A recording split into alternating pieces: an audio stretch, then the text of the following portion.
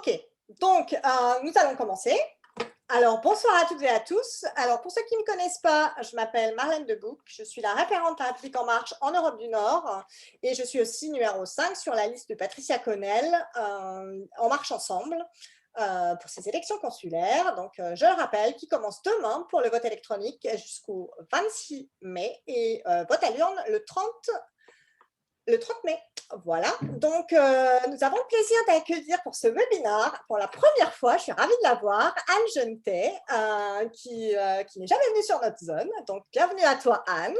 Bonsoir. Donc, je vais te présenter rapidement. Donc, Anne Genetet est députée des Français de l'étranger de la 11e circonscription, c'est-à-dire l'Europe orientale, l'Asie et l'Océanie. Elle est médecin. Elle vit à Singapour depuis 2005, même si maintenant c'est un peu compliqué pour toi. Donc, elle est membre de la Commission des Affaires étrangères. Elle est aussi auto-entrepreneur, donc ce qui fait qu'elle a beaucoup de choses à nous dire ce soir. Et elle est également présidente du Club France Initiative, dont tu pourras peut-être nous parler aussi si tu le souhaites. Donc, bienvenue à toi.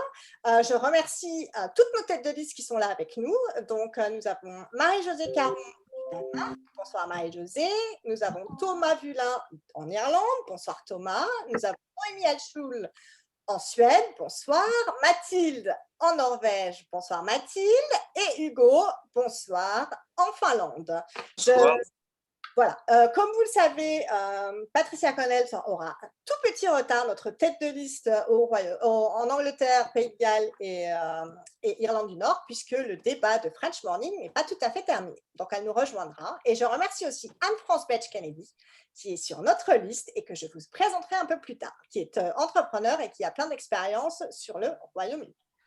Donc voilà, donc Anne, je te laisse la parole si tu veux présenter ton projet et de France Impact, puisqu'on est là ce soir pour ça, et donc si tu veux en parler, etc., n'hésite pas. À toi la parole. Je vais juste couper 2 secondes la parole à Anne pour dire que quand même Anne est venue à Oslo en 2019, parce que je vois qu'il y a des Norvégiens ici, donc voilà, je voulais quand même souligner cette petite mention. Merci beaucoup Mathilde. Oui, j'étais venue avec la Commission des Affaires étrangères. On faisait un travail sur la fonction de secrétaire général d'ambassade dans nos différents consulats, qui sont une des pièces maîtresses. C'est quelqu'un que vous ne voyez pas quand vous allez au consulat, quand vous interagissez avec eux, mais qui sont essentiels, qui tiennent les clés notamment de la bourse des consulats et qui font parfois des acrobaties pour pouvoir assumer toutes les fonctions nécessaires pour qu'un consulat fonctionne bien et réponde à vos attentes. Merci à tous de votre invitation. Je suis très, très contente d'être là. Alors, j'étais venue à Londres une fois, au consulat de Londres également, dans le cadre de mon rapport. C'était à l'époque où votre consul général est maintenant notre ambassadrice en Nouvelle-Zélande. Et j'étais venue, j'avais été d'ailleurs à l'époque très, très impressionnée par la salle dans laquelle il stockait les demandes de passeport. Et puis, il m'avait raconté aussi à l'époque déjà les énormes demandes de nationalité, de naturalisation que vous aviez. Le Brexit n'était pas encore consommé, dirons-nous à l'époque. Donc, en effet, députée pour la zone Asie-Océanie à Singapour depuis 2005 et auto-entrepreneur là-bas. Et puis médecin avec un parcours professionnel qui m'a amené à faire pas mal de métiers différents comme médecin. Et j'ai également été profession libérale en France. Donc, j'ai un peu eu tous les statuts, fonction publique, fonction privée, libérale, puis auto-entrepreneur après. Alors, ce qui s'est passé, c'est que dès que je suis arrivée à Singapour en 2005, j'ai eu une fonction de consultant pendant quelques années. Très vite, j'ai pu observer le fonctionnement de la communauté. J'ai été frappée par le nombre de Français. En fait, moi, je suis arrivée à une époque où la population française changeait. À Singapour, si vous voulez, c'est une place sur laquelle on trouve des expatriés au sens, je dirais, siècle dernier de la chose, c'est-à-dire des gens qui partent avec un gros contrat d'une grosse société, tout frais payé, et puis qui vont retrouver un autre cadre de vie, somme toute assez agréable là-bas. Mais on voit que la population a complètement changé au moment où je suis arrivée, et sont arrivés des Français qui arrivaient avec leurs valises, un projet, et qui décidaient de mettre en œuvre leur projet sur place, avec plus ou moins de bonheur ou de réussite. Mais donc des gens qui sortent de leur zone de confort, qui prennent un risque pour monter une activité sur place. Et en fait, en Asie, on en a plein, et j'ai compris qu'à Londres, vous en aviez pas mal, et j'imagine aussi dans le reste de l'Europe, que vous représentez tous. Et puis, en voyant ça, comme la communauté est assez importante, bon, on n'est pas aussi gros que Londres, hein, j'ai vu aussi que notre consulat, les services économiques, Business France, la Chambre de commerce, ils travaillent beaucoup avec un peu les mêmes structures, plutôt des entreprises de taille intermédiaire, des ETI, des très grosses PME, en gros des sociétés françaises qui vont monter une filiale là-bas en Asie et qui mettent d'ailleurs à Singapour souvent leur siège social. Mais à côté de ça, on a plein de gens qui ont des idées absolument incroyables d'activités, des start-upers ou pas, toutes sortes d'activités. Et ces gens-là sont beaucoup moins dans les radars de toutes ces structures que je viens de citer. Et pourtant, pour un bon nombre d'entre eux, c'est des gens qui, outre le fait qu'ils sont sortis de leur zone de confort, qui ont pris un risque, eh bien parfois, ils apportent une image de la France, ils apportent de la valeur ajoutée et ils ne sont pas bien connus, voire pas du tout connus. Puis alors, une fois que j'ai été élue députée, dans mes différents voyages, des gens de ce profil-là, j'en ai rencontré beaucoup. Beaucoup. Je me rappelle au Japon, par exemple. Et c'est. Alors, après, ils reviennent un peu dans les radars de ces services-là quand ils deviennent un peu gros. Alors, par exemple, on a une Française qui a monté à Kyoto un festival de photographie qui est la copie conforme du festival de la photographie d'Arles en France et qui a pris une ampleur incroyable, qui maintenant est plus gros que Arles en France. Ah ben maintenant que c'est plus gros qu'Arles en France, et tout le monde la connaît au Japon, il n'y a pas de problème. Mais quand elle a démarré, ce n'était pas tout à fait la même chose.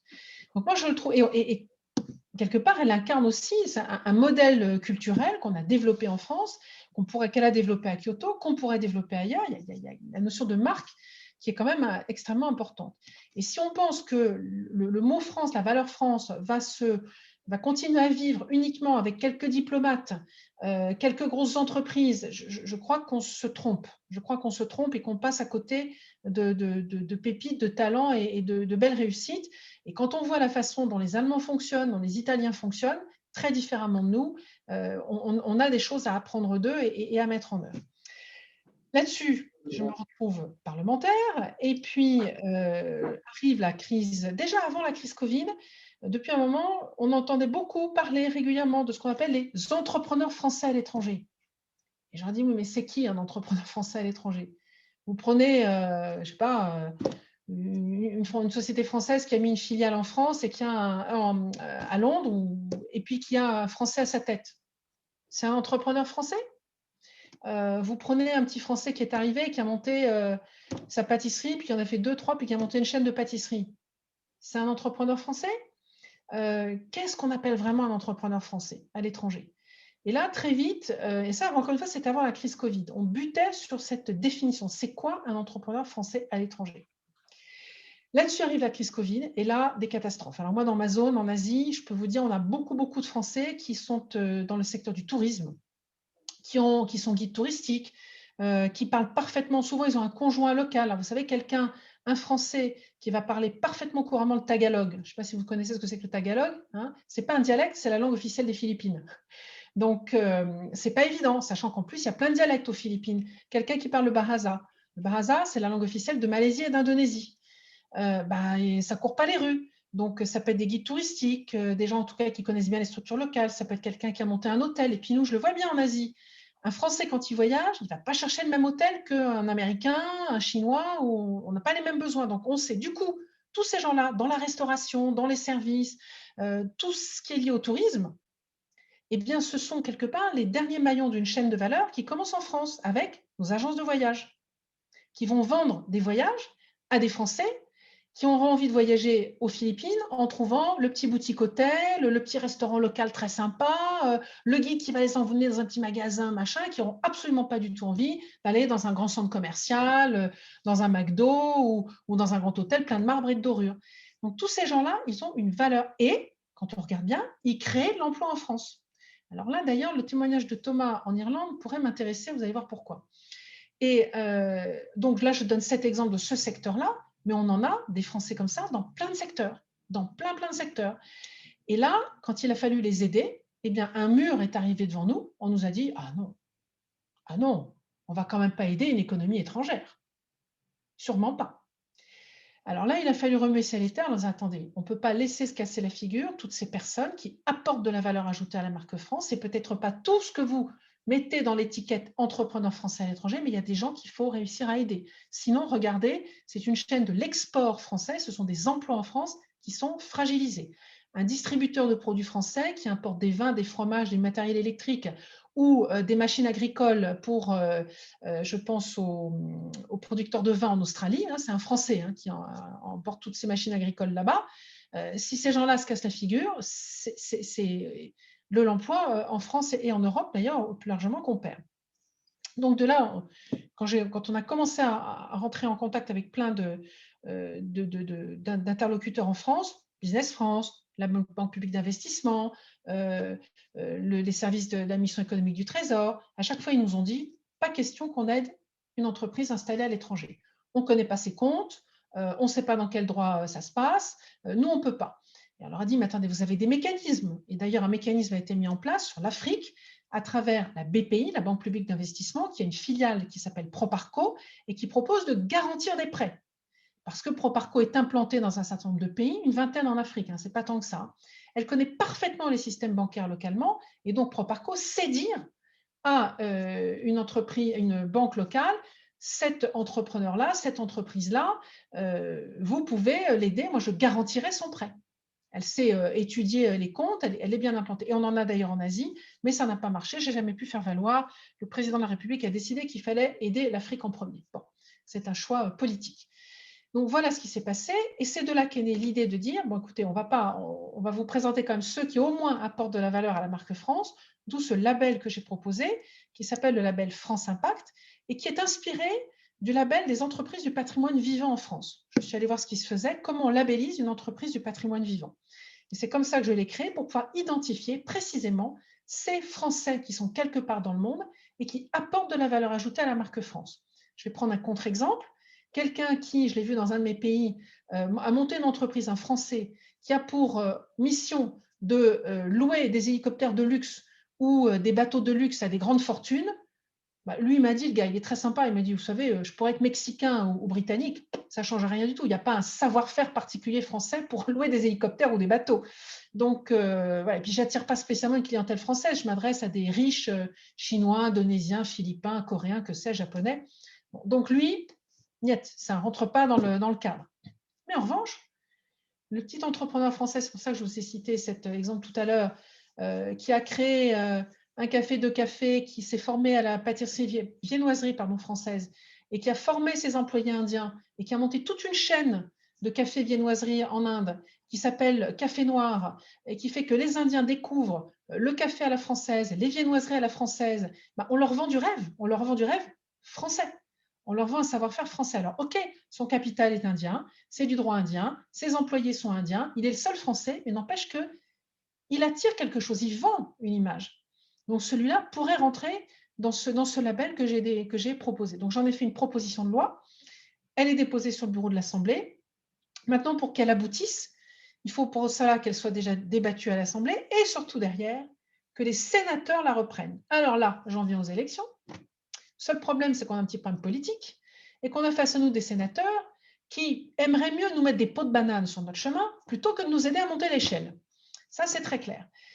Et du coup, ça serait bien qu'on transforme un peu le Sénat, qu'on lui donne un peu une autre couleur pour qu'il soit un petit peu plus coopératif par rapport au sujet qui concerne les Français à l'étranger. Et donc là, on est en fond dans le sujet.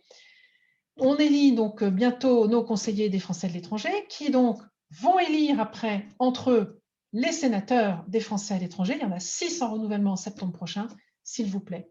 Votez pour des conseillers des Français à l'étranger, pour des listes qui vont voter pour des candidats au sénatorial, qui vont transformer le pays, qui vont continuer à pousser ça. Ça veut dire que ce n'est pas la peine d'aller vers des LR, ce n'est pas la peine d'aller vers des rassemblements nationaux, ce n'est pas la peine d'aller vers des partis socialistes, Europe Écologie Les Verts, France Insoumise et autres.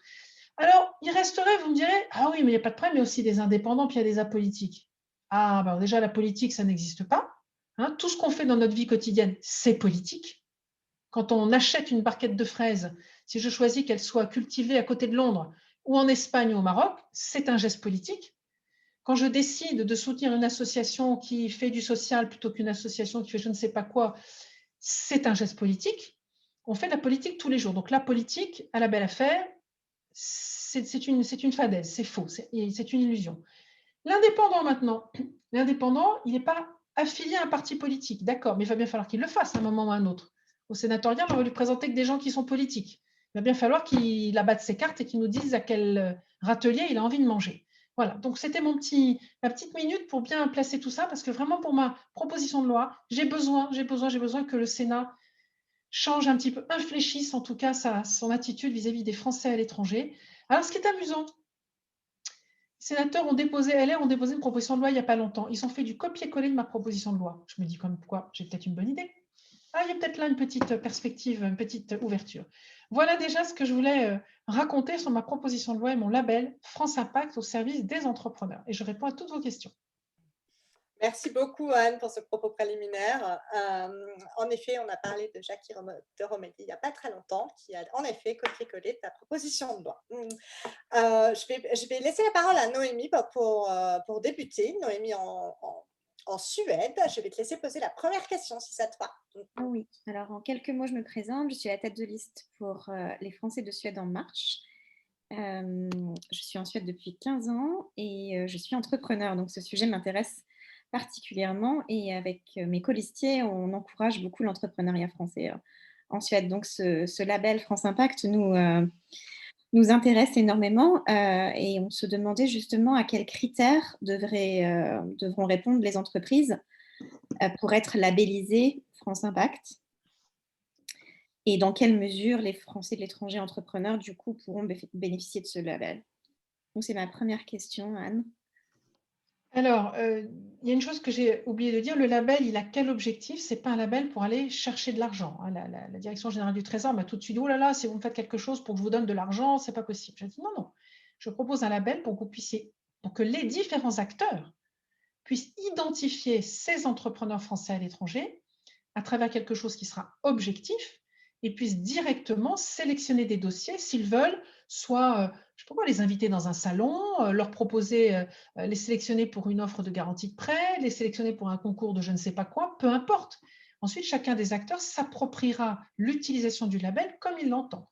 Et donc, le label, c'est ça. Alors, les critères. Les critères, déjà, c'est vraiment d'avoir une gouvernance de la structure.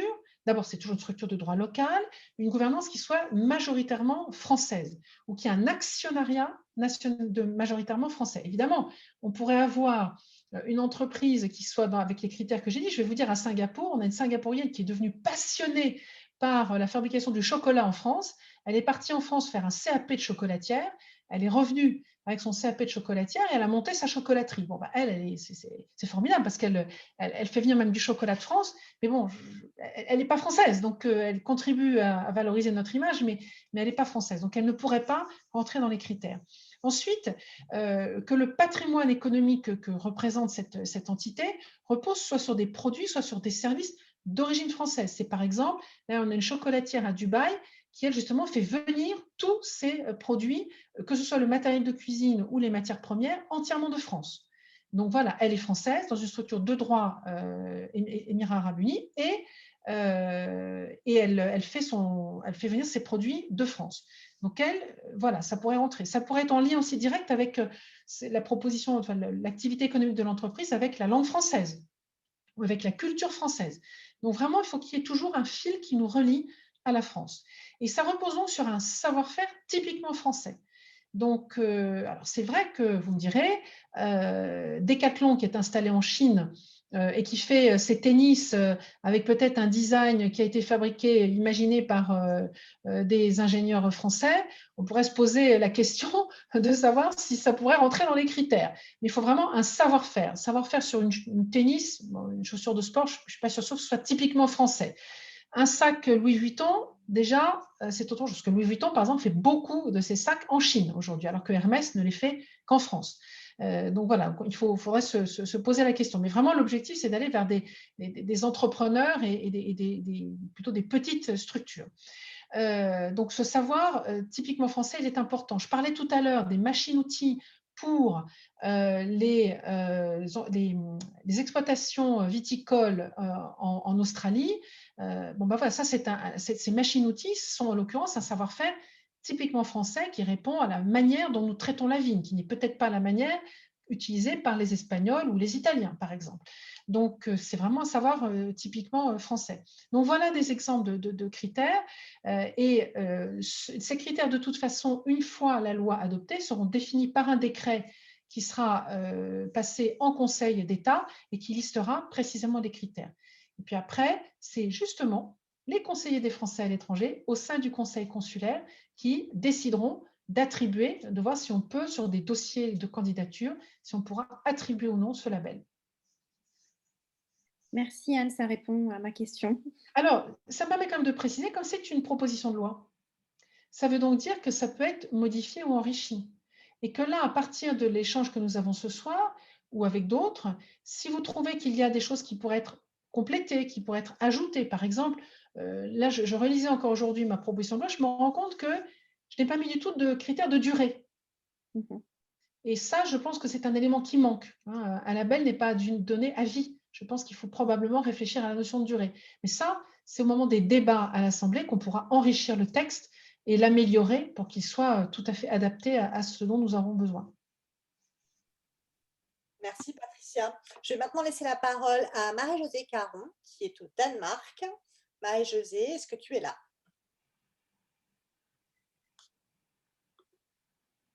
Ton micro, Marie-Josée. Merci.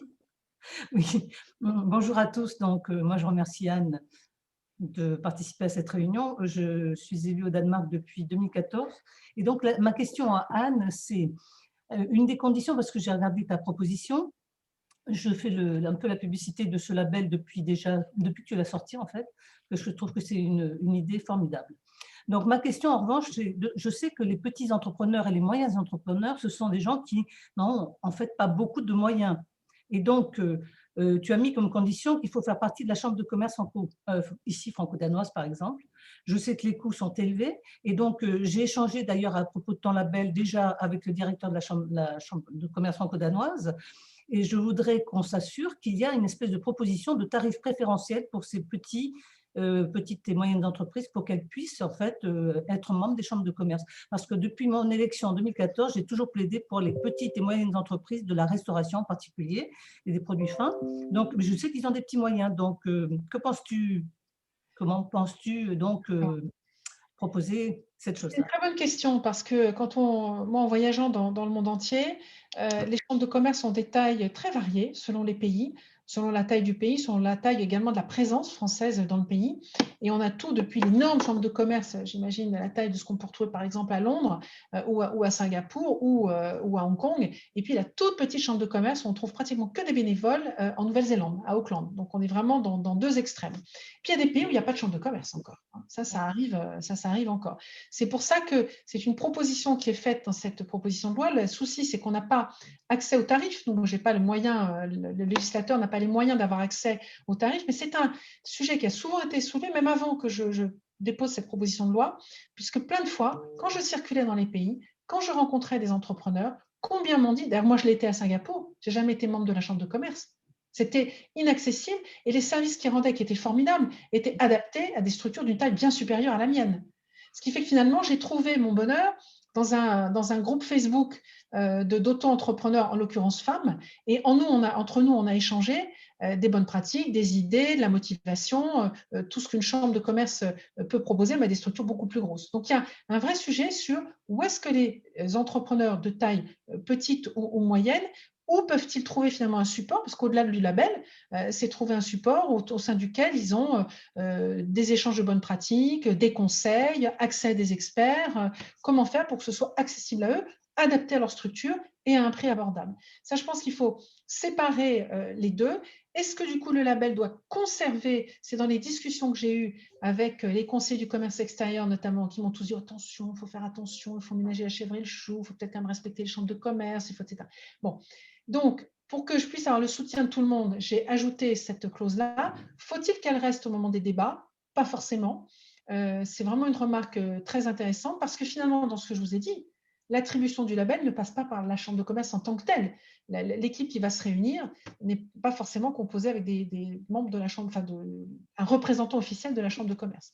Ouais. Donc ça reste à discuter. Moi, ce que je veux, c'est qu'il soit visible, accessible, qu'il puisse être reconnu, comme des personnes qui apportent de la valeur ajoutée à la marque France. C'est vraiment l'objectif qu'il faut garder en tête. Et tous les moyens pour y arriver doivent être pris en compte. Alors, je voudrais profiter de l'occasion pour ajouter une petite chose sur ce qui se passe localement ici à Copenhague. C'est que depuis que j'ai parlé en fait de ce soutien avec bien sûr mes collègues conseillers consulaires, en fait une liste s'est spontanément créée. Et en fait, là où j'ai quand même appuyé en tant qu'élu, c'est de demander au directeur de la Chambre de commerce de lui donner de la visibilité. Donc, ce qu'il a fait, c'est qu'il m'a promis de donner cette liste de toutes ces petites et moyennes entreprises aux nouveaux adhérents qui sont souvent des plus grands groupes. Donc ça, c'était un petit pas en avant, mais merci de ta réponse et puis merci d'être vigilante parce que ça peut être vraiment un désavantage pour les petites et moyennes entreprises. Absolument. Alors ça, je trouve que voilà, une des missions, me semble-t-il, du conseiller des Français à l'étranger, d'être à l'écoute, d'être d'une communauté au sens très large du terme, de repérer ceux qui ont pu monter, parce qu'ils peuvent arriver avec un grand groupe et puis le quitter pour partir monter leur structure.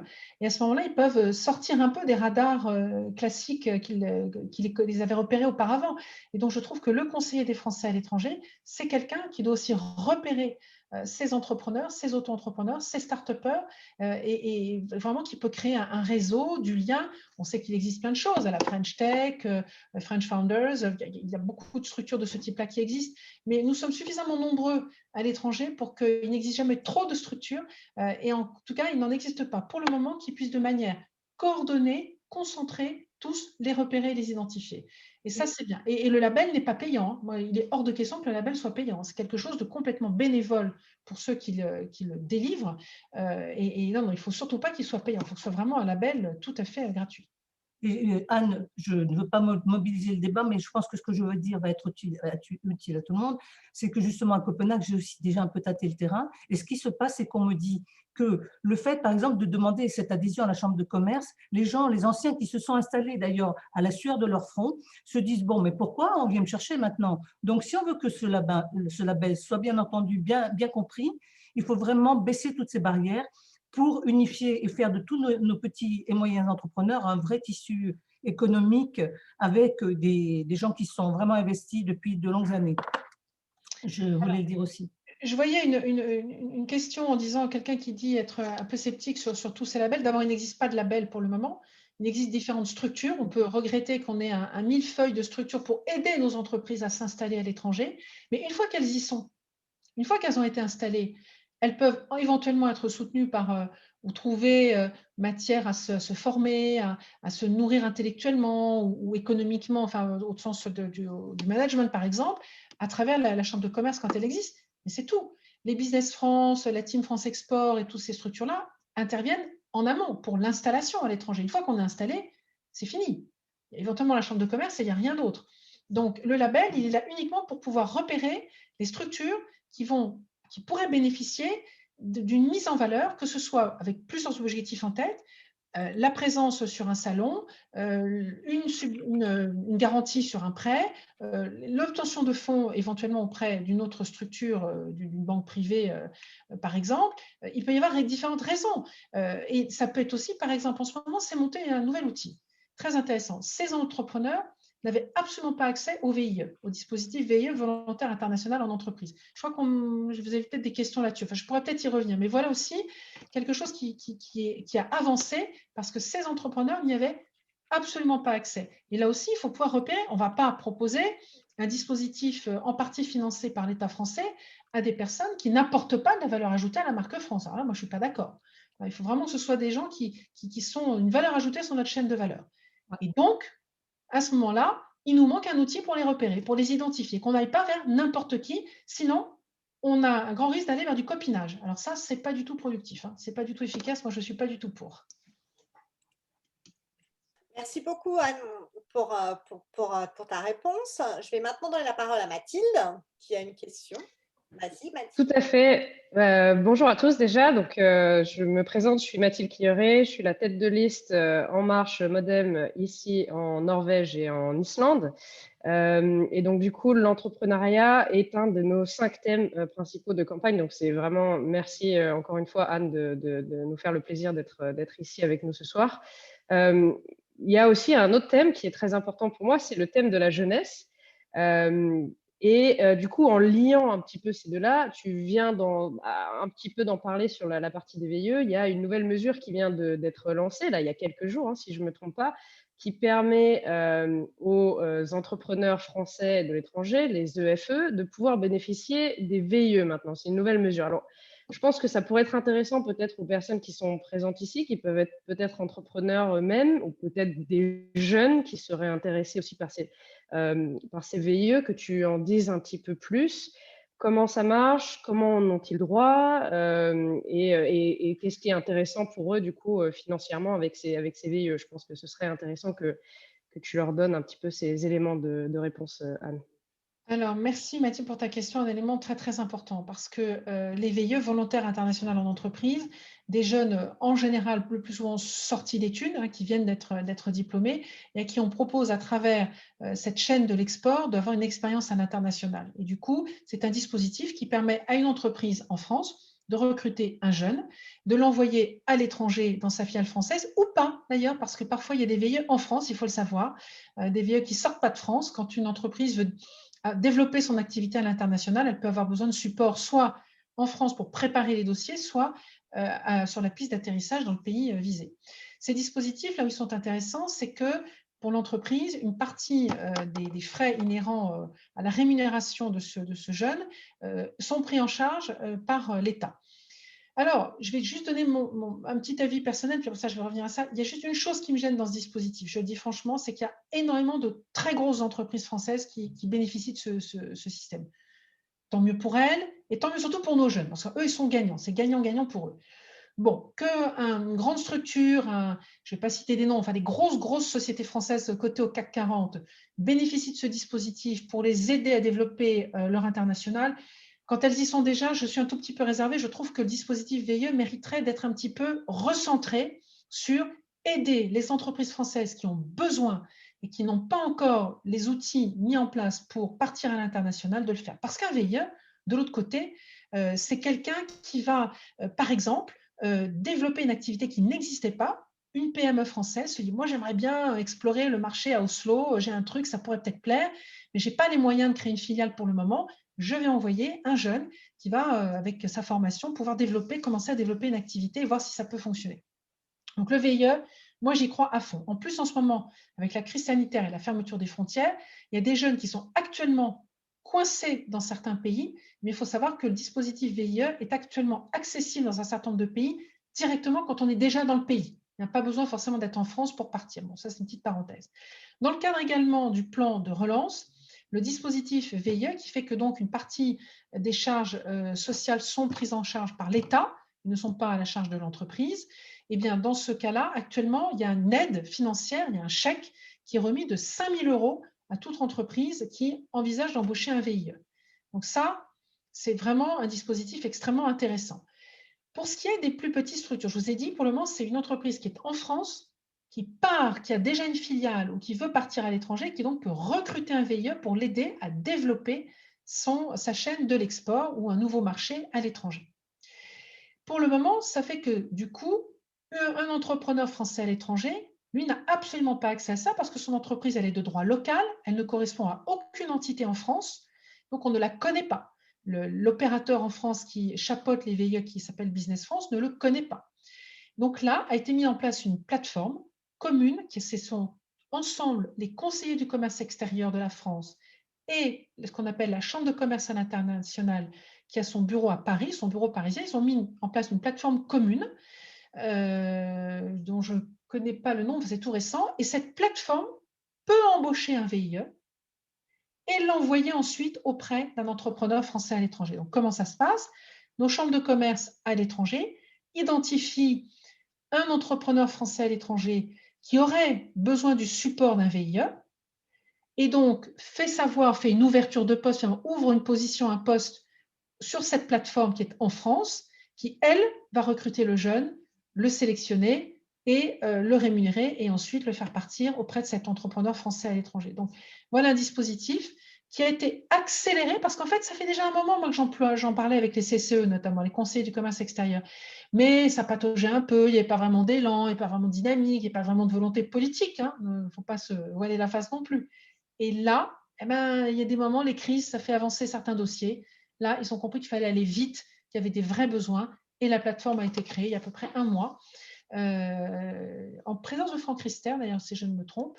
Et voilà un dispositif qui va être opérationnel. Je ne sais pas sa date précise de démarrage, mais en tout cas, c'est lancé. Bah, merci beaucoup, Anne, pour toutes ces réponses. Et puis, si vous avez dans la salle des questions à ce sujet, en tout cas, Anne est là pour y répondre aussi. C'est vraiment un super dispositif. J'ai oublié de dire, c'est 1 an jusqu'à 2 ans. Alors après, avec des règles, selon les pays, en Europe, c'est plus facile. Mais je vois par exemple, il y a certains États américains, une fois que les États-Unis ont accepté ce type de dispositif, parce que les étrangers ne comprennent pas bien, hein, qu'on envoie un jeune. Vous savez, il y a des pays qui, pour demander un visa de travail, ils vous demandent quelle est la position, comment vous allez rémunérer, puis ils voient une rémunération qui n'est pas très élevée, ils ne comprennent pas très bien. Bon, il y a des pays qui sont très, très méfiants. Les États-Unis ont dit OK, mais nous, on ne veut pas que ça se transforme en embauche derrière, pas aux États-Unis. Donc voilà, il faut savoir, il y a des trucs un peu compliqués parfois, mais en force de négociation, on arrive quand même à faire avancer le dispositif dans beaucoup, beaucoup de pays. Rien qu'à Singapour, par exemple, je crois qu'il y a 250 VIE. C'est beaucoup. Hein. En effet. Ok, merci. Maintenant, Thomas, c'est à toi. Thomas qui est en Irlande.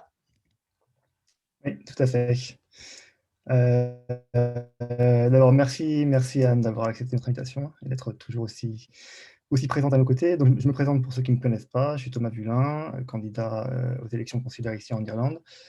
J'aimerais revenir donc un peu sur le label lui-même et parler plus en détail des exemples d'applications pratiques qu'il pourrait avoir. Donc, tu mentionnais tout à l'heure une garantie de prêt, par exemple, que ça soit de la part d'opérateurs privés, et éventuellement d'autres manières d'aider les entreprises, que ça vienne d'opérateurs publics, semi-publics ou autres. Et on a ce soir des entrepreneurs du Royaume-Uni et des pays de l'Union européenne, et on sait que le droit de l'UE limite ce qui est possible de faire en termes d'aide publique, notamment aux entreprises, si c'est sur la base d'un critère de nationalité. Donc, ma question, c'était, est-ce que tu peux nous expliquer un petit peu quelles seraient les spécificités de l'usage de ce label au sein de l'Union? Alors, merci beaucoup Thomas pour cette question, parce que je n'étais pas au courant de cette particularité du règlement européen. Moi, je suis en dehors de l'Union européenne depuis très, très, très longtemps. Donc, je pense que c'est un élément qu'il va vraiment falloir prendre en compte. Et dans la PPL telle que je l'ai rédigée, il y a soit une gouvernance de nationalité majoritairement française, soit un actionnariat de nationalité majoritairement française. Mais on voit bien qu'en fait, et c'est là que ça devient intéressant, le label, lui, c'est nous qui le décernons pour pouvoir aider, par exemple, une banque à identifier la personne qu'il pourrait aider. Mais on sait bien qu'une banque, si elle a 10 dossiers qui lui sont soumis, elle ne fera pas de sélection sur un critère de nationalité, mais mon label n'est...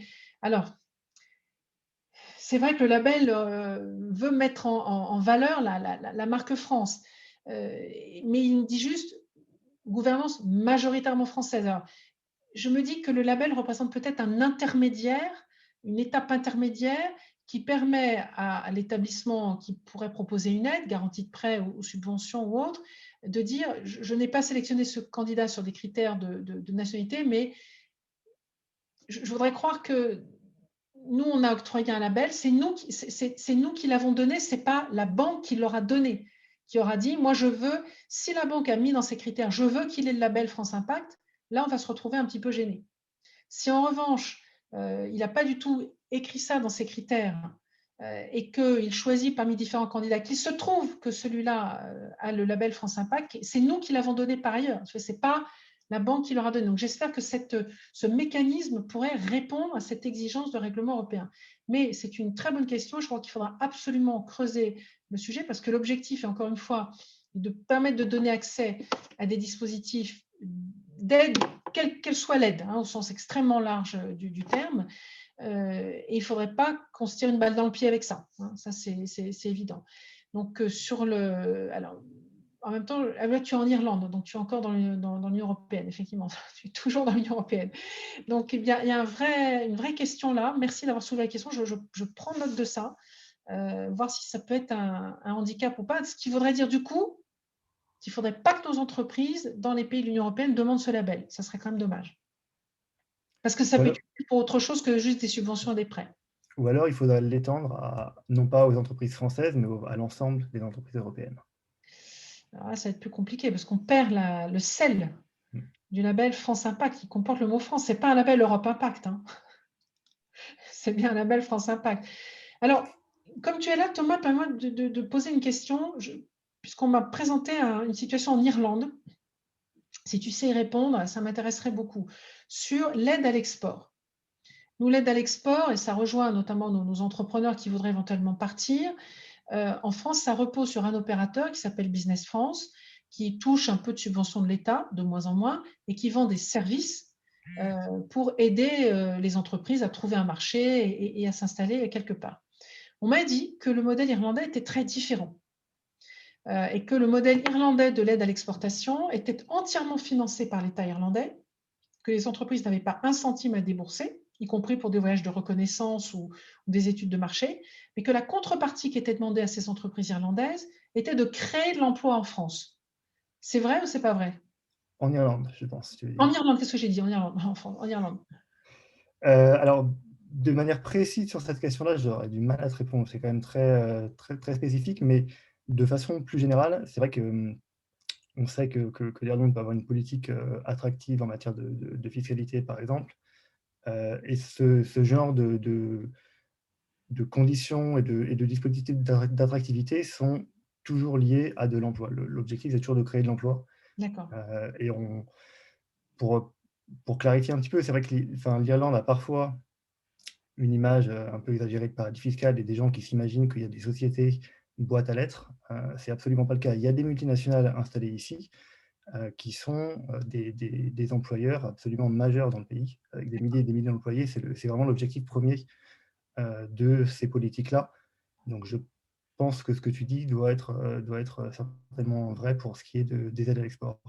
En tout cas, voilà, là aussi, porter une vision. Moi, je pense que, bon, je m'éloigne un tout petit peu du sujet entrepreneur, mais quoique, je peux citer un exemple d'entrepreneur que j'ai en tête d'ailleurs, et créer de l'emploi en France, hein, c'est ce qu'on veut tous, c'est essentiel. Et pour le moment, l'opérateur Business France s'est évalué les indicateurs de performance, hein, comme ça se fait maintenant dans la fonction publique, beaucoup dans l'État, c'est le nombre d'entreprises qu'il a accompagnées. Bon, ça n'a aucun sens.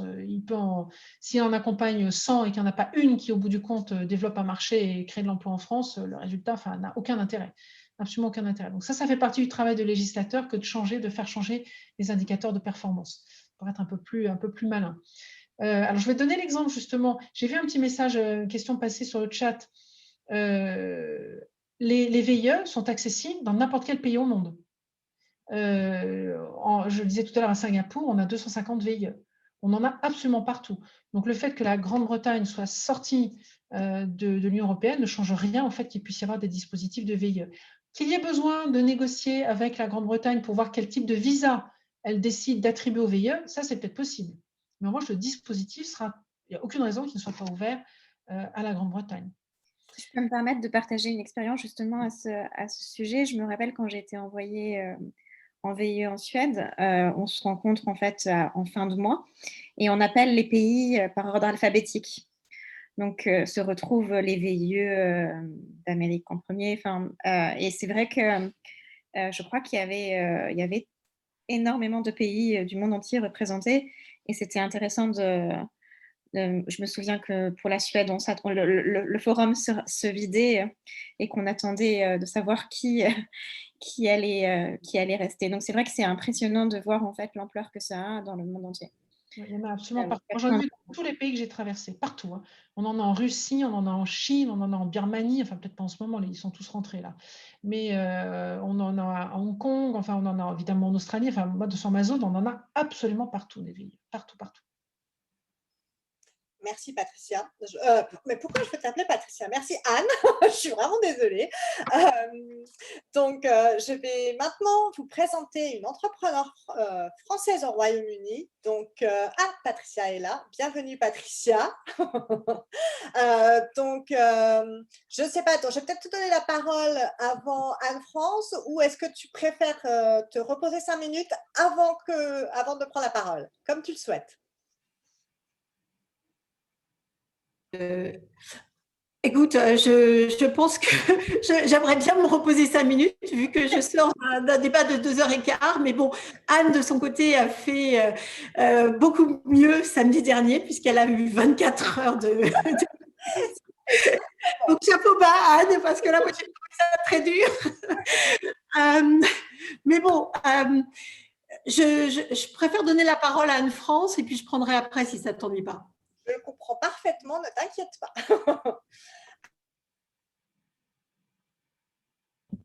Bonsoir et merci de me donner la parole. Je suis très honorée de pouvoir communiquer avec vous. J'ai beaucoup appris déjà par tout ce que vous faites tous, donc merci.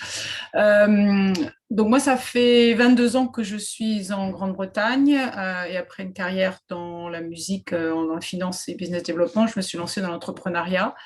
Et j'ai découvert avec passion, surtout depuis 15 ans, ce qu'on appelle en Angleterre le social enterprise, c'est l'entrepreneuriat social, qui je pense est l'avenir pour beaucoup d'entre nous dans tous les pays.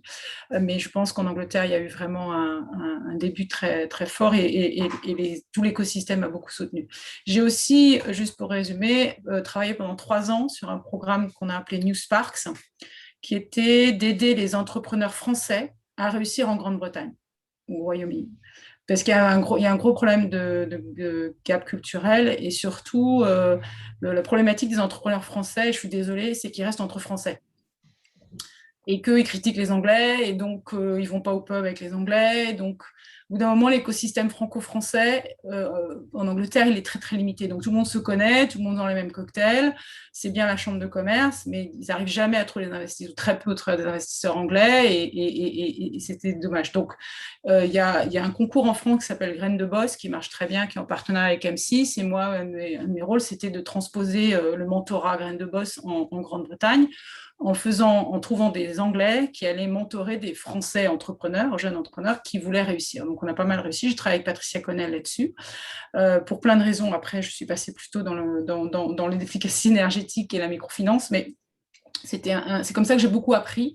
Et aussi, moi, je suis mariée à un Anglais, donc je comprends le culture gap. Ce qui se passe, c'est un peu ça. C'est-à-dire que je pense pour moi, fondamentalement, les Français ont un don extraordinaire pour créer l'entreprise, des talents dans plein de domaines, pas que dans la nourriture, mais dans la technologie, dans l'informatique, dans la médecine, mais ils ne savent pas le vendre bien, et parce qu'ils ne savent pas forcément bien se connecter au monde local. Donc, c'est pour ça que je voulais juste faire parler de mon expérience. Mais j'avais quand même une question. Pour Anne, d'abord merci de créer France Impact, mais la question c'est effectivement comment on peut culturellement, ou je dirais toutes les institutions, la Chambre de commerce, Business France, le consulat, et nous ce qu'on va faire avec En Marche, moi c'est ce que je vais faire avec En Marche, c'est vraiment essayer de connecter les entrepreneurs français, soit qui veulent venir, soit qui sont ici, avec le local. Alors, c'est une bonne question. D'ailleurs, je suis tout à fait d'accord avec le côté franco-français qui reste énormément entre soi. Et du coup, alors, je ne sais pas pour Londres et pour vous dans les pays en Europe du Nord, mais moi, en Asie, je peux le confirmer, c'est fantastique. Quand je fais une réunion quand je demande à l'ambassade d'ailleurs de m'organiser une réunion, je vais toujours trouver les mêmes personnes.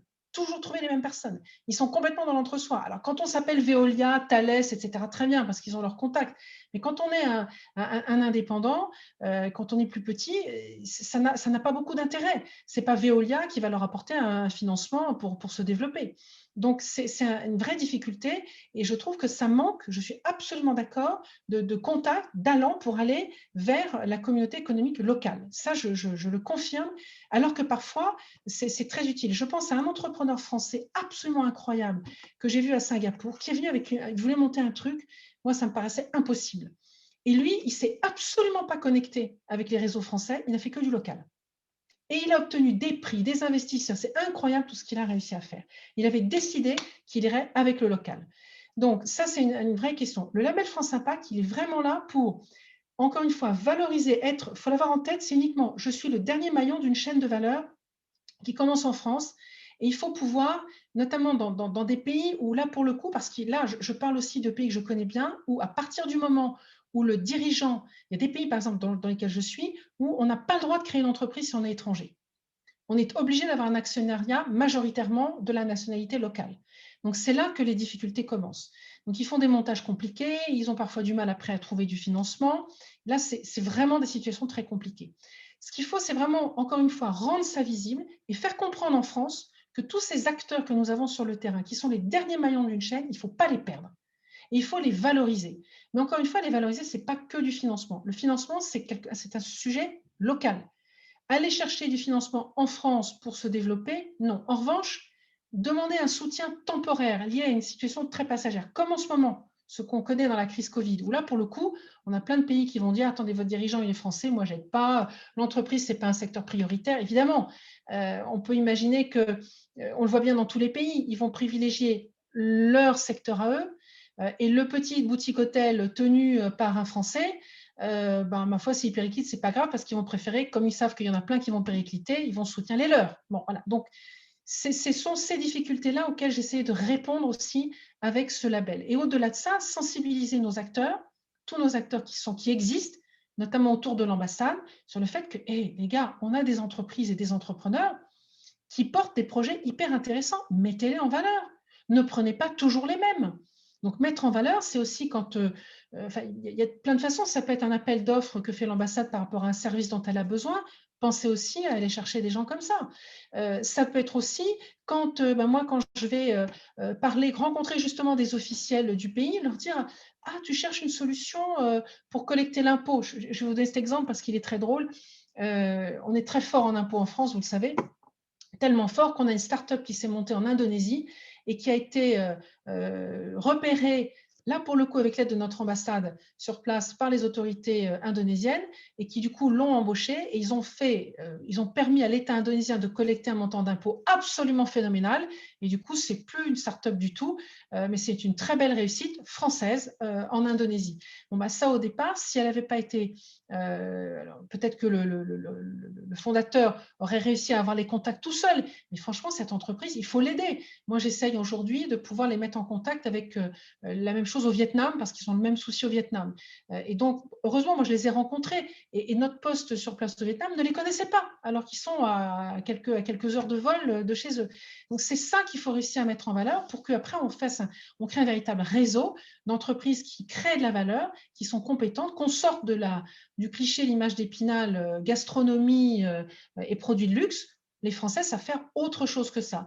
Donc, c'est le dernier maillon d'une chaîne de valeur par rapport à la France, mais c'est aussi, du coup, que nos acteurs sur place puissent valoriser ces savoir-faire-là auprès des acteurs locaux. Merci. Anne-France, la réponse te convient? Je pense que oui, parce qu'on a tous un peu la même expérience. Après, on essaye tous à notre petite échelle, mais je pense que, bien sûr, on est très fiers d'être français et c'est très, très bien de se retrouver entre nous, mais voilà, peut-être que tous les labels qui ont France dedans ou French, peut-être qu'ils devraient être là-bas un peu moins et parce que ça n'attire que les Français. Enfin, pas le vôtre, parce que c'est… Mais localement, French Tech, French Founders, quand un Anglais voit French Tech, French Founders, il n'y va pas. Alors, je trouve que ça, c'est une remarque intéressante parce que justement, je vois par exemple dans un certain nombre de pays d'Asie, je pense au Vietnam par exemple. Moi, ça m'a frappé au Vietnam.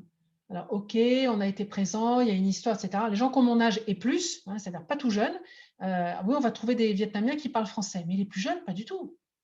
Ils parlent qu'anglais. Et le fait d'arriver, moi, en m'appelant French quelque chose, ce qu'ils veulent, c'est un truc qui leur convienne, un produit de qualité, un service de qualité. Qu'au bout du bout, s'il y a deux candidats strictement identiques et qu'il y ait besoin de faire un choix, qu'ils choisissent d'aller plutôt vers le français que plutôt vers le péruvien, peut-être. Mais ça sera une décision au bout de la chaîne et pas au départ. Donc, c'est toute l'ambiguïté de naviguer sur le mot France et l'image qu'on peut véhiculer.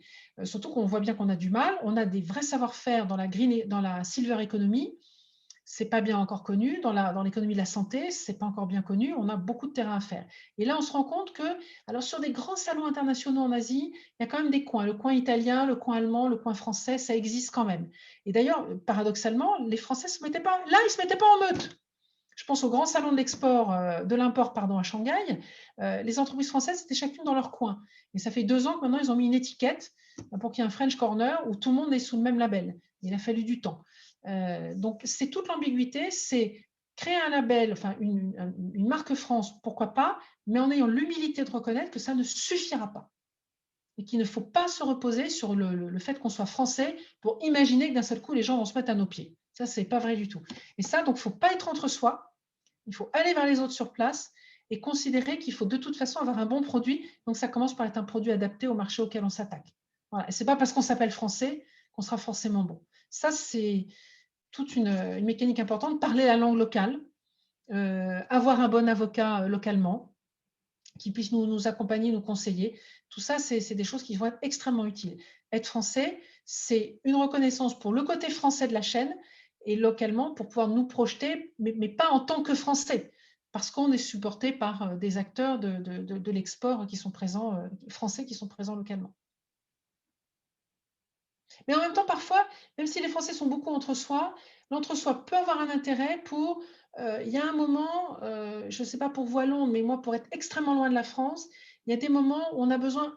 Enfin, moi, j'ai été aussi expatriée 2 ans aux États-Unis, alors à une époque où il n'y avait pas Internet. Hein. Ça, c'est un autre monde. Ça a existé, hein, pour ceux qui croient que ce n'est pas possible. Ça a existé et on s'écrivait sur du papier bible parce qu'on ne se téléphonait même pas tellement c'était cher. Hein.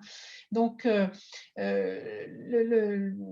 que je voulais dire, c'est que… j'ai oublié mon idée. Oui, c'est qu'il y a des moments, notamment dans certaines situations difficiles, on a besoin de se serrer les coudes et de se retrouver un peu. Donc, se retrouver un peu, ça peut faire du bien. On peut, du coup, avoir des synergies, se filer des bons conseils, des bonnes astuces, mais on ne peut pas faire que ça. Ça, c'est absolument pas possible. Il faut absolument réussir à créer des liens avec des gens localement. Merci beaucoup, Anne. Patricia, je pense que tu as réussi à prendre tes 5 minutes, donc je vais te laisser prendre la parole maintenant. J'ai réussi à boire un petit peu d'eau, j'en bois encore un petit peu, voilà. Ok, bon, pendant ce temps-là, je dis que je me réhydrate. Ça va aller. Vas-y. En fait, je suis d'accord avec à la fois avec Anne-France et aussi avec Anne, parce qu'il y a une balance à avoir, enfin un équilibre à avoir entre justement le fait d'être français et de rentrer aussi dans le marché dans lequel on va travailler, parce qu'il est vrai qu'il faut le connaître, il faut s'intégrer, et ça c'est très très important quand on est entrepreneur. Il faut vraiment comprendre ce qu'on va faire de ce marché et comment on va rentrer dedans. Mais à la fois, enfin je sais que Anne-France ne va pas me contredire sur ce point, il y a des fois des façons aussi de vendre la France. Nous, par exemple, nous avions organisé ce qu'on appelait des French Fairs, où là, on organisait des marchés, des foires, où on invitait des petits commerçants français ou alors des fabricants de produits français ou autres qui avaient besoin d'une certaine manière d'un certain label.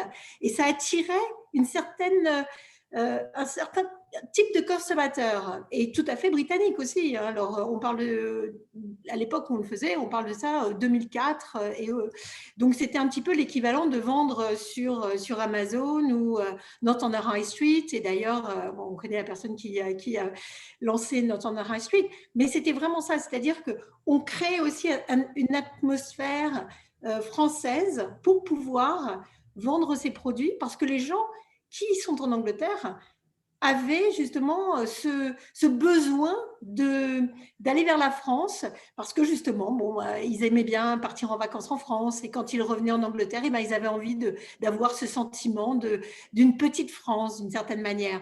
Alors, c'est vrai que tout dépend du type de produit que vous vendez, parce qu'il y a des produits qui n'ont absolument pas besoin d'avoir ce label. Mais dans certains cas, c'est important. Donc, par exemple, un boulanger, un fromager, il y a des services que nous avons qui sont typiquement français et qui ont besoin justement d'avoir ce label France Impact. Parce que c'est vrai que le petit fromager qui vend son fromage à Portobello Road, à Londres ou ailleurs en Angleterre, eh ben, il fait travailler les fromagers de France. Voilà. Donc, c'est très important justement de pouvoir montrer qu'il a ce label.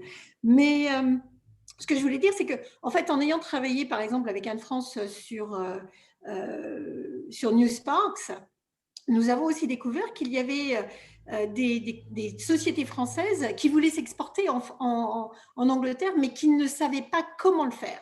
Et là, pour le coup, c'est quelque chose il leur faut un accompagnement quand ils arrivent au Royaume-Uni. Et Anne, tu disais justement qu'il est important d'avoir un bon avocat. Moi, je dirais même un très bon comptable aussi, parce que c'est vrai que la finance, c'est ce qui probablement la plus importante. Enfin, la gestion de son entreprise, c'est probablement ce qui fait la différence entre réussir et se casser la figure. Ayant monté plusieurs boîtes, je sais ce que c'est. Mais c'est aussi donc d'avoir quelqu'un qui puisse vous expliquer comment le marché marche. Enfin, c'est d'avoir justement le côté culturel. Par exemple, les Britanniques ne sont pas comme les Français en business. Ils ont besoin de choses totalement différentes. Ils ne parlent pas, en fait, de la même manière. Et je suis sûre que c'est pareil quand on est en Norvège, en Suède. Chacun a ses façons de penser et de travailler. Je sais que, par exemple, on me disait souvent « Ah, mais les Japonais, ils sont plus comme les Français que les Anglais comme les Français. Les Japonais, il leur faut des chiffres, des chiffres, des chiffres, des chiffres. Il faut que ce soit très structuré quand on leur parle de business. Alors que souvent, en Angleterre, on veut surtout avoir la grande idée. C'est d'abord, on vend l'idée et ensuite, après, on rentre dans le détail. Mais souvent, dans certains autres pays, c'est un petit peu différent. On n'approche pas les mêmes choses de la même manière. Voilà, donc ça, c'était ce que je voulais dire. Alors, pour le coup, moi, je n'ai pas de questions pour toi, Anne, mais je suis sûre que d'autres personnes, j'ai vu que Mathilde en avait, donc je vais lui donner la parole. Je peux aussi rebondir sur ce que tu as dit, Patricia. Ah oui, bien sûr, pardon, excuse-moi. La French Fair dont tu parlais tout à l'heure, on a un très très bel exemple à Melbourne. Et à Melbourne, sous l'impulsion d'une consul honoraire qui du reste n'est pas française mais monégasque, je crois de mémoire, elle a organisé une French Fair exactement. Alors, elle le fait au moment du 14 juillet parce qu'à Melbourne, le 14 juillet, c'est l'hiver. Donc, il se trouve qu'en hiver, là-bas, c'est un peu comme chez nous, les locations de grands espaces sont beaucoup moins chères, c'est beaucoup moins prisé. Donc, elle a pu organiser ça dans de bonnes conditions. Et donc, l'idée était de faire venir des entreprises françaises. Mais alors, ça a commencé par exactement ce que tu décrivais, des savoir-faire très traditionnels français, souvent liés à la gastronomie notamment. Et puis, petit à petit, ça s'est étendu et sont arrivées d'autres entreprises de services également, très, très, très français. Et là, du coup, les Australiens, qui sont, il faut dire aussi, très francophiles, ont découvert que la France, justement, pouvait sortir du simple univers de la gastronomie. Et cette foire, qui dure 24 heures, a un succès absolument incroyable. Et maintenant, il y a des entreprises de beaucoup plus grande taille qui y viennent et qui y participent. Et donc, voilà un exemple.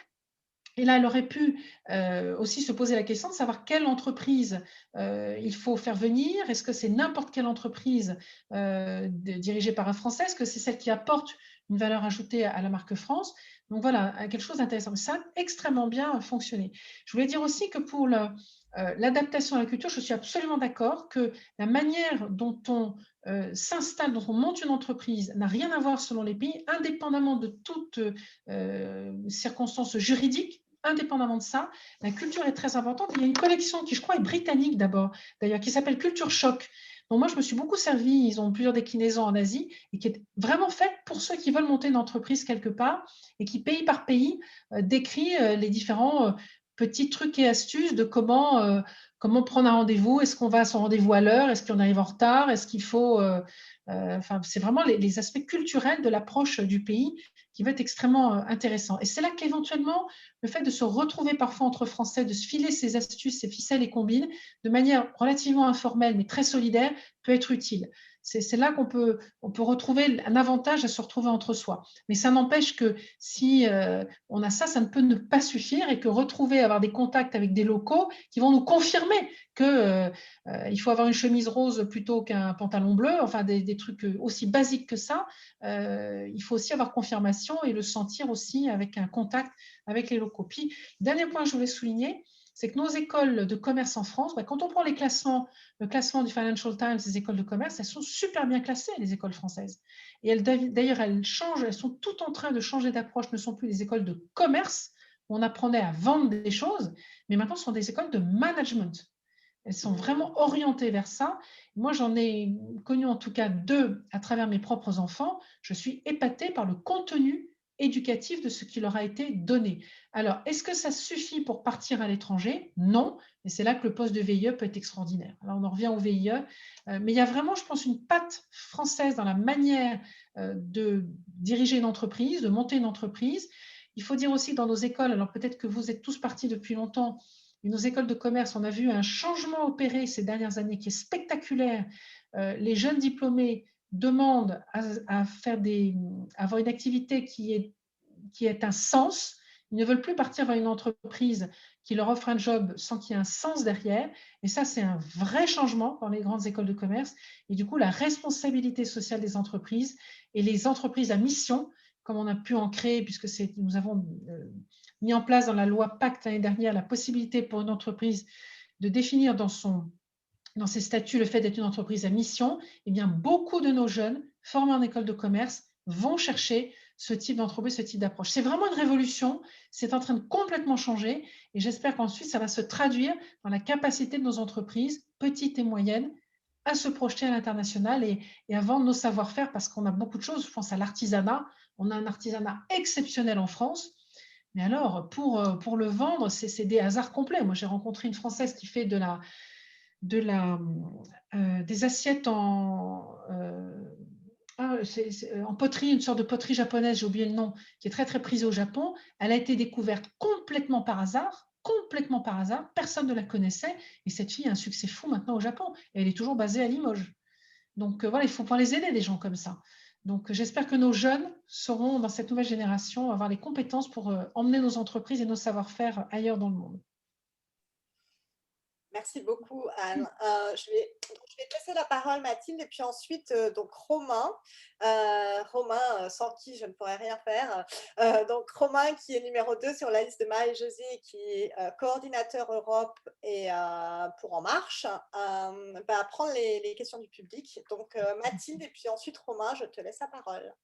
Vas-y, Mathilde. Non, mais déjà merci, Anne.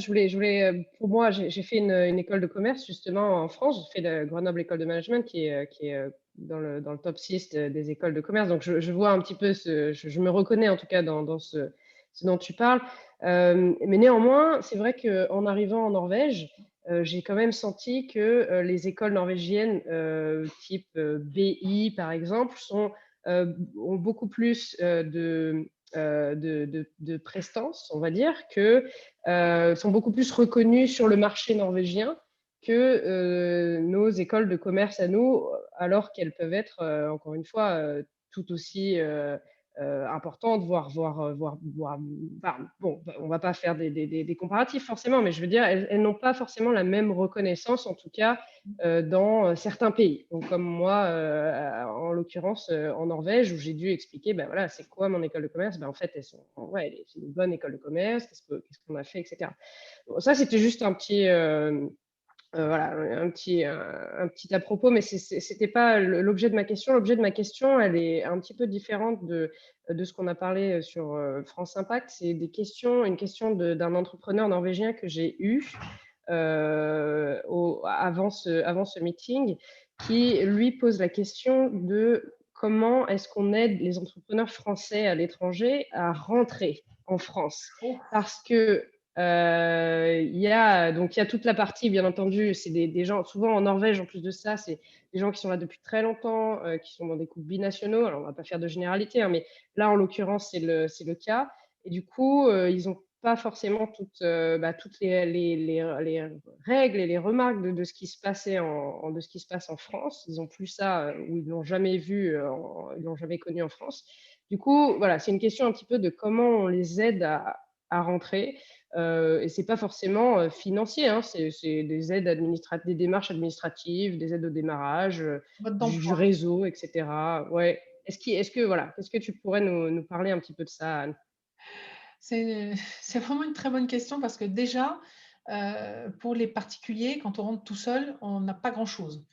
Et je vous mets au défi de vous dire que si vous rentrez en France, tiens, si j'allais m'installer à Brive-la-Gaillarde, et puis je vais m'inscrire à la caisse primaire d'assurance maladie de Brive-la-Gaillarde en me disant que j'arrive de Norvège. Mais si, la Norvège, vous savez, il y a une convention de sécurité sociale entre la France et la Norvège. En plus de Brive-la-Gaillarde, il ne connaît pas du tout. Donc, c'est ça tout le temps.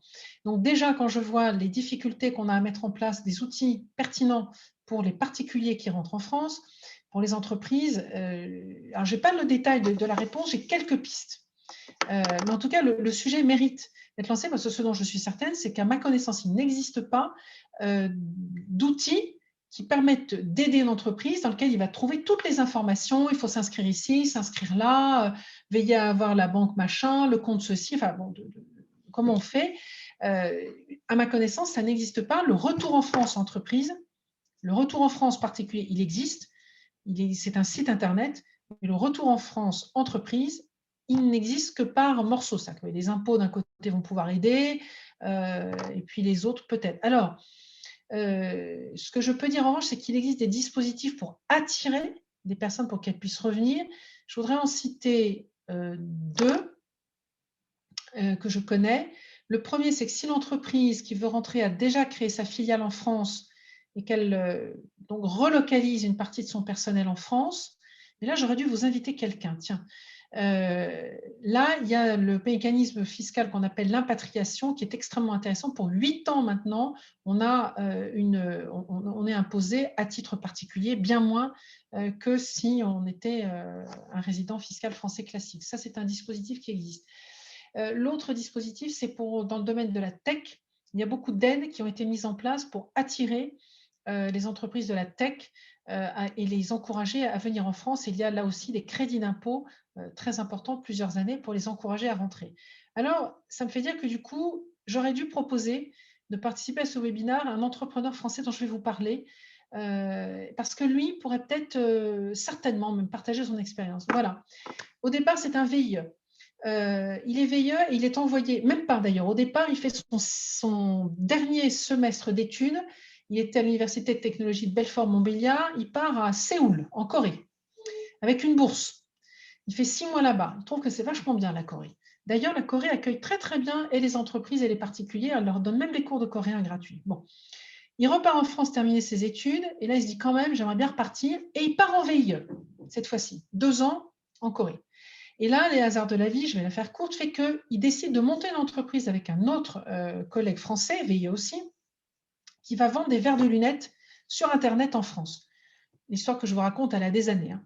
Ça n'existait absolument pas. Alors, vous allez me dire, quelqu'un qui vend des verres de lunettes en France, de toute façon, il aggrave notre déficit commercial et non pas...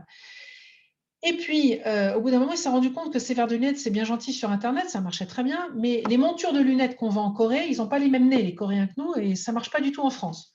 Donc, il est allé chercher un distributeur de montures et il a fait faire ses montures en France.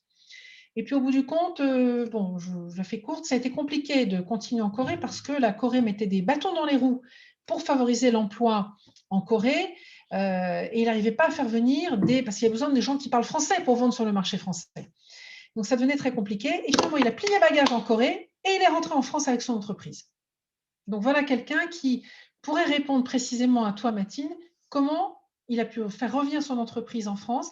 Alors, si ça t'intéresse, je te mettrai en contact avec lui. Et au bout du compte, il a ouvert des magasins en France, il a créé de l'emploi en France. Donc, cet entrepreneur français à l'étranger qui était zéro en valeur ajoutée pour la marque France, puisque de toute façon, il vendait des verres coréens, made in Korea, sur Internet en France, c'était zéro pour la marque France.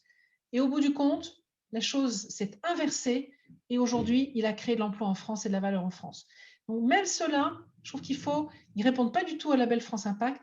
Je trouve que localement, nos acteurs économiques français doivent les avoir dans le radar parce qu'on a tout intérêt à jouer l'attractivité de la France et à les attirer pour les inciter à rentrer chez nous. Donc, Mathilde, si ça t'intéresse, je te mettrai en contact avec lui. Alors, merci beaucoup, très bien. Pardon.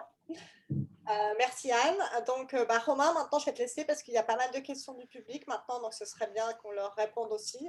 Merci à vous d'être patients. Vas-y Romain. Bonjour à tous, bonjour Anne, donc effectivement Romain, animateur En Marche pour le Danemark aussi. Effectivement, donc il y a pas mal de petites questions. Il y a de grandes chances aussi que certaines aient reçu des éléments partiels de réponse, mais bon, on va les prendre toutes dans l'ordre à peu près.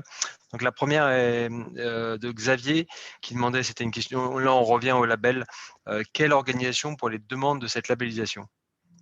Alors l'idée, c'est que ce soit fait par les conseils des Français de l'étranger un représentant et plusieurs représentants des acteurs économiques locaux. Donc, un représentant chambre de commerce, un représentant conseil du commerce extérieur, un représentant du consulat, de la mission économique de l'ambassade, s'il y en a une, parce qu'il y a des petits pays où il n'y en aura pas, mais qu'il y ait un panel de gens d'horizons divers et toujours des conseillers des Français de l'étranger pour pouvoir examiner ces demandes. Merci. Deuxième question, donc là on part sur c'était dans le chat des questions-réponses d'un spectateur anonyme. Label pour quelle durée, remis en cause sur quels critères et de quelle durée, audité par les chambres de commerce, point d'interrogation. Alors voilà, ça c'est, je l'ai dit tout à l'heure, en relisant aujourd'hui ma proposition de loi, je me suis aperçue que je n'avais pas intégré dans cette proposition la notion de durée. Donc ça c'est, à mon sens, quelque chose qu'il faudra absolument intégrer par amendement au moment où la loi sera débattue. Il faut qu'il y ait une notion de durée. On ne peut pas donner un label à vie, ça n'existe pas, ça n'a aucun sens. Donc il faudra absolument que ce soit donné, et à chaque fois sur les mêmes critères, il n'y a pas de raison. Alors la durée, je pense que les débats, je ne peux pas y répondre comme ça. Est-ce qu'il faut avoir 1 an, 2 ans, 5 ans, je ne sais pas du tout. Est-ce qu'il faut revoir le label chaque fois que l'entreprise, je sais pas, change de taille, passe un cap en nombre d'employés ou en volume, ou en termes de chiffre d'affaires, je ne sais pas dire. Ça doit faire l'objet de débats, ça c'est évident. Et de suggestions, donc si vous en avez, je prends. Merci. Alors, je suis désolé je ne sais pas si c'est la même personne qui a posé la deuxième question anonyme. Alors, c'est pas vraiment une question, c'est marqué CV Web, point d'interrogation. Donc, j'avoue, je ne sais pas trop ce que la personne a voulu poser comme question. Donc, c'est l'acronyme de CV Web, oui. C'est pour ça on demandait qu'est-ce que c'est l'acronyme de quoi exactement. CV Web, tu m'avais parlé, Anne, à un moment. Très bien. Alors, hop, donc ça nous amène à la prochaine question sur le chat de Julie, qui demandait le recours au VIE. Là, on part un petit peu sur le VIE. Au Royaume-Uni, est-il toujours possible après le Brexit? Existe-t-il un visa pour eux et l'employeur doit-il obtenir un sponsor license? En janvier, la réponse semblait négative. Donc là, c'est peut-être, je ne sais pas si quelqu'un d'autre au Royaume-Uni. Le droit britannique, je ne le connais pas, mais côté français, oui, les VIE on peut toujours envoyer des VIE en Grande-Bretagne, mais ça dépend de ce que la Grande-Bretagne va proposer comme visa. Est-ce que ça a déjà été discuté? Est-ce que ça a déjà été décidé? Je ne connais pas du tout le droit britannique. Mais donc, le principe d'envoyer des VIE en Grande-Bretagne, après le Brexit, évidemment, ça restera entier, puisqu'il y a plein d'autres pays en dehors de l'Union européenne, encore une fois, qui reçoivent des VIE. Patricia, tu as peut-être une réponse? Je peux répondre à cette question. Pour l'instant, en fait, il n'est pas possible d'envoyer des VIE à moins qu'ils gagnent plus de 25 000 livres par an, puisqu'en fait, ils sont traités exactement comme toute autre personne rentrant pour travailler sur le territoire britannique. Alors, c'est quelque chose que nous sommes en train de regarder, comment faire justement pour faire du lobbying, parce que ce n'est pas simplement les Français qui sont affectés, ce sont aussi, enfin je veux dire les entreprises françaises qui sont affectées, ce sont aussi les entreprises britanniques et aussi les personnes ayant souvent, alors je pars sur autre chose que les VIE, mais même les au pairs par exemple. Donc ce sont des gens qui gagnent des petits salaires ou simplement des indemnités et par conséquent, ces personnes ne peuvent plus venir travailler sur le territoire britannique parce qu'elles ne peuvent pas avoir de visa, puisqu'elles n'arrivent pas au seuil qui est demandé pour cela. Voilà. On va leur faire crédit, les Britanniques, d'avoir besoin d'un petit peu de temps pour se caler, pour retomber sur leurs pieds, pour se rendre compte des bêtises qu'ils ont pu faire. Ça va venir. Je pense que c'est un petit peu ça. Ils ont voulu Brexit et puis maintenant, voilà. Donc, je ne doute pas qu'ils vont à un moment revenir en arrière. Même en Asie, je vois des pays très, très rigides capables de revenir en arrière sur certaines décisions stupides. Donc, allez, on va leur dire qu'ils vont y arriver. On va leur donner crédit de quelques années peut-être. Ça va le faire. Alors après, on avait pas forcément une question, une petite remarque de Catherine. Je ne sais pas si quelqu'un va rebondir un petit peu là-dessus. Après le Brexit, je m'inquiète des marques Made in France et de la possibilité de copier des produits par le Royaume-Uni après le Brexit.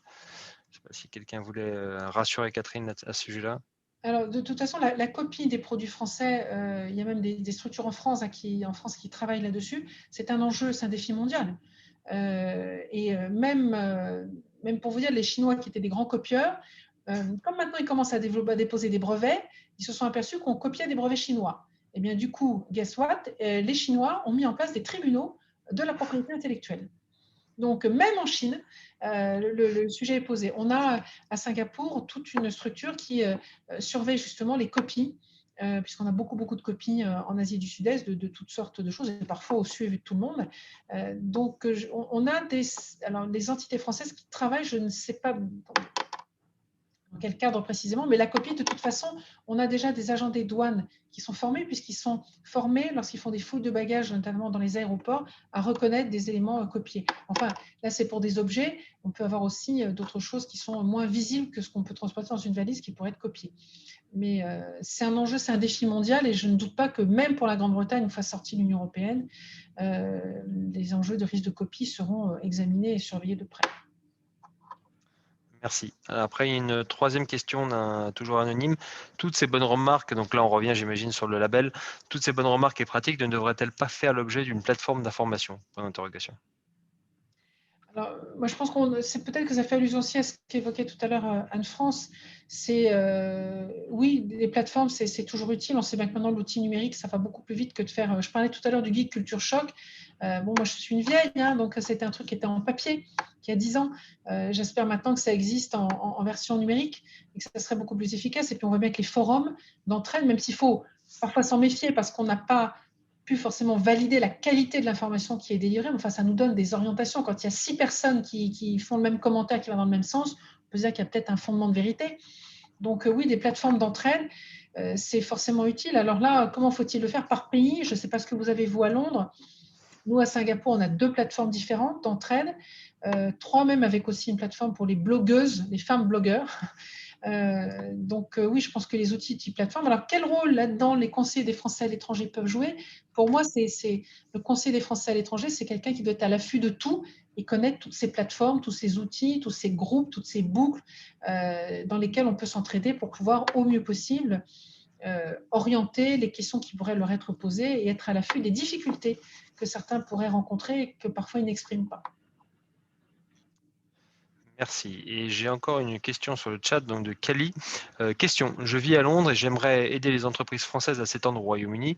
Quels sont les organismes qui peuvent m'aider à réaliser ce plan? Merci. Ah, là, je ne suis pas compétente. Peut-être Patricia ou…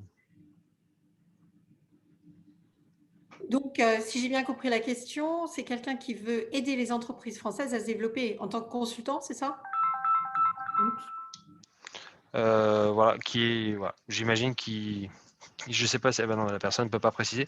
Je vis à Londres et j'aimerais aider les entreprises françaises à s'étendre au Royaume-Uni. Quels sont les organismes qui peuvent m'aider à réaliser ce plan? Alors, il y a deux Oui, organismes. en tant que consultante. Oui, en tant que consultante. Alors, il y a 2 organismes avec lesquels je lui conseille de travailler. D'une part, c'est la Chambre de commerce, puisqu'il y a un registre justement de compagnies qui aident les sociétés et même la Chambre de commerce d'ailleurs le fait aussi, mais je lui recommande vivement de s'inscrire à la Chambre de commerce pour pouvoir faire ce genre de choses. Maintenant, l'autre, je suis en train de me poser la question. Est-ce que French Tech fait la même chose? Oui, je pense que oui. Donc, elle pourrait justement se connecter avec French Tech. Tout dépend du type si elle a une spécialité. Mais ce que je lui recommanderais de toute façon, c'est de monter sa boîte et après de faire du networking. Il y a énormément de réseaux sur Facebook, sur Twitter, sur LinkedIn qui sont déjà en place. Elle aura beaucoup de concurrence parce que c'est vrai qu'il y en a déjà beaucoup qui sont en train de faire ce genre de choses. Mais ce sont des choses que je lui recommande de faire. Voilà. Merci Patricia. On a une autre question qui vient d'arriver sur le chat de Odile. Pour le label spécifiquement, puisqu'il n'y a pas de site, où peut-on avoir les informations? Alors, le label, pour le moment, c'est une proposition de loi que je fais. Donc, avant qu'il soit mis en place, il va falloir qu'il soit débattu à l'Assemblée, débattu au Sénat. On fait une petite navette, on se met d'accord. On arrive enfin à voter la loi et ensuite, dans les 30 jours, elle est promulguée par le président de la République. Donc, et après, il y a encore les décrets d'application. Le chemin est long. Vous dire que ça sera fait avant la fin de la mandature. On y travaille. On est en train de réfléchir avec différentes personnes, notamment au ministère des Affaires étrangères, quel serait on est en train de définir notre stratégie d'attaque pour que le projet aboutisse. Donc, ce n'est pas encore arrêté. Il faut absolument que ça soit voté par les 2 assemblées avant de pouvoir promulguer la loi. Ça va être ça. C'est pas si simple. Hein. On peut proposer plein d'idées, mais après, le chemin est long. Et après, c'est pas tout. C'est vrai pour toutes les lois. Même quand vous avez fait voter une loi, il faut surveiller ce que les sénateurs en font, s'ils ne vont pas vous la déformer. puis allez, on se met d'accord, on arrive à tomber sur un texte commun. Au bout du compte, elle est promulguée, il faut encore les décrets. Et là, il faut encore surveiller ce que fait l'administration. Si vous ne travaillez pas avec l'administration, soit elle peut enterrer le truc et jamais publier les décrets, donc la loi ne sert à rien. C'est comme ça qu'on a des tonnes de lois qui ne servent absolument à rien. Soit ils vous publient les décrets, mais en déformant un peu ce que vous avez mis dans la loi. Par exemple, en prenant des conditions plus restrictives d'application de la loi, parce qu'en gros, ça les emmerde un peu, et ils veulent en faire moins. Donc, il faut toujours, quand on commence sur un projet de loi, il faut les tenir à la culotte, mais jusqu'au bout, jusqu'à la publication des décrets. C'est épuisant d'être député. Merci. Il n'y a plus de questions dans le chat. J'avais vu peut-être des mains qui s'étaient levées, mais de Patricia et de Noémie, mais je ne les vois plus, donc peut-être que les questions. Moi, je vais devoir vous laisser, de toute façon. J'allais conclure de toute façon. Nous sommes arrivés au bout de ce meeting, donc puisqu'on a terminé, toutes les questions ont été prises, donc c'est parfait, on a répondu à tout le monde. Donc Anne, je te dis un grand merci d'avoir participé à ce meeting, parce que je sais que tu es très très prise en ce moment. Donc merci à toi et bon courage et bon vent pour le label France Impact. Tu as notre soutien et puis à toutes nos têtes de liste, je dis un énorme merci. Merci Romain pour les questions et à Anne-France qui je sais a dû nous quitter. Je la remercie aussi pour son témoignage. Donc bonne soirée tout le monde. Merci à vous et votez. Oui, absolument, c'est ce que je voulais dire. Le dernier petit mot, c'est votez tous à les conseils des Français à l'étranger. C'est super important. Ça a l'air de rien, mais je pourrais encore vous en parler pendant des heures, tellement c'est important. Et ravie d'avoir été avec vous. Vous me faites voyager, puisque je ne peux plus voyager que dans mon fauteuil assise à mon bureau. Mais voilà, plus tôt dans la journée, j'étais à Singapour. Hier, j'étais aux Philippines. Hier soir, j'étais à Marrakech. Maintenant, j'ai vu que j'étais avec plein de pays en Europe, dont certains. Pour certains, je ne suis pas allée où est-ce que je ne suis pas allée je ne suis pas allée en Suède, de tout ce qui est là, et je ne suis pas allée à Copenhague non plus, alors que mes ancêtres viennent du Danemark. Vous voyez, c'est une honte. À bientôt, Anne. Je t'accueillerai au Danemark. Mon fille est danois 100%. Allez, bonne soirée, merci beaucoup. Bonne soirée, merci beaucoup. Au revoir. Merci, au merci revoir. à tous d'être venus Merci à tous, bonne soirée. Bonne soirée. Merci.